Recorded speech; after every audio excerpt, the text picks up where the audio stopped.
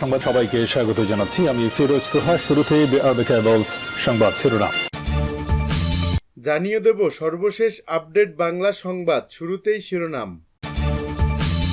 শুরুতেই জানাবো, বিএনপির সঙ্গে আওয়ামী লীগের কাজ করতে চাওয়া হাস্যকর বলে মন্তব্য করলেন মঈন খান।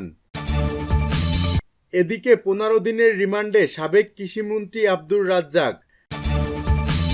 আরও থাকছে, একটি পরিবার দেশ ধ্বংস করে পালিয়ে গিয়ে এখন নিরীহ নেতাকর্মীদের উস্কে দিচ্ছে বলে মন্তব্য করলেন সোহেল তাজ।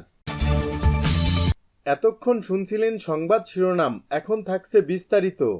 বিএনপির সঙ্গে আওয়ামী লীগের কাজ করতে চাওয়া হাস্যকর বলে মন্তব্য করলেন মঈন খান।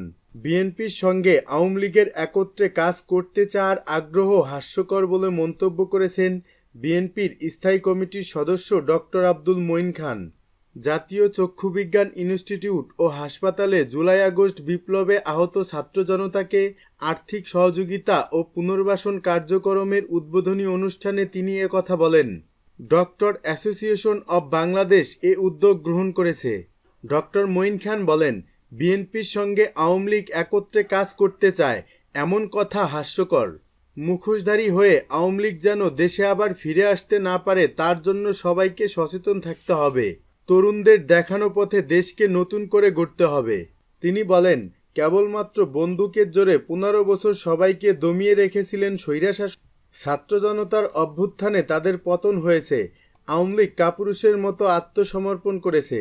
এখন বাংলাদেশের মানুষের অধিকারের আন্দোলনের পরবর্তী ধাপ জনগণের প্রতিনিধির হাতে ক্ষমতা দেয়া। তরুণ চিকিৎসকদের দেশের জন্য কাজ করার আহ্বানও জানান বিএনপির অন্যতম এ নীতি নির্ধারক। এ সময় ডক্টর মঈন খান জুলাই বিপ্লবে আহত হয়ে চক্ষুবিজ্ঞান ইনস্টিটিউটে ভর্তি রোগীদের ওয়ার্ড পরিদর্শন। তিনি আহতদের শারীরিক অবস্থার খোঁজখবর নেয়ার পাশাপাশি তাদের আর্থিক সহায়তা প্রদান করেন। 15 দিনের রিমান্ডে সাবেক কৃষিমন্ত্রী আব্দুর রাজ্জাক। 3 মামলায় সাবেক কৃষিমন্ত্রী ও সাবেক সংসদ সদস্য ডক্টর আব্দুর রাজ্জাকের 15 দিনের রিমান্ড মঞ্জুর করেছেন আদালত। সোমবার টাঙ্গাইলের অতিরিক্ত চিফ জুডিশিয়াল ম্যাজিস্ট্রেট আদালতের বিচারকরা এ রায় দেন। বিষয়টি নিশ্চিত করেন টাঙ্গাইলের অতিরিক্ত চিফ জুডিশিয়াল ম্যাজিস্ট্রেট আদালতের পিপি শফিকুল ইসলাম রিপন। তিনি বলেন, আজকে মোট 3টি মামলায় তার রিমান্ড মঞ্জুর করেছেন আদালত।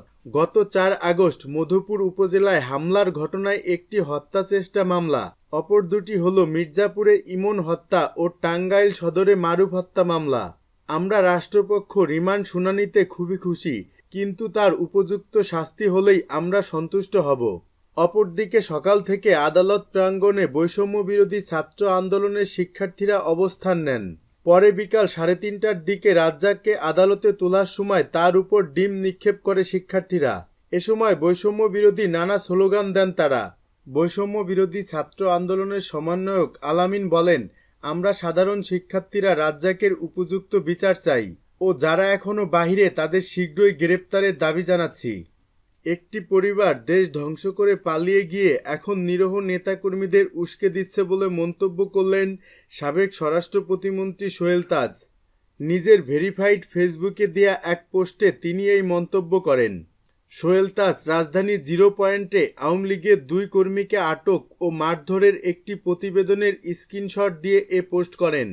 পোস্টে তিনি লিখেছেন, একটি পরিবার ও তাদের সাঙ্গপাঙ্গরা বাংলাদেশকে ধ্বংস করে হত্যা, গুম, খুন, নির্যাতন, নিপীড়ন করে গণতন্ত্রকে হত্যা করে জুলাই আগস্ট গণ অভ্যুত্থানে গণহত্যা চালিয়ে হাজার হাজার মানুষকে হত্যা করে, শত শত মানুষকে অন্ধ করে, হাজার হাজার মানুষকে পঙ্গু করে, দুর্নীতি করে, লাখ লাখ কোটি টাকা বিদেশে পাচার করে, আওয়ামী লীগ সংগঠনকে ধ্বংস করে পালিয়ে গিয়ে এখন নিরীহ নেতাকর্মীদের উস্কে দিচ্ছে, যাতে তারা আবার বাংলাদেশকে শোষণ করতে পারে।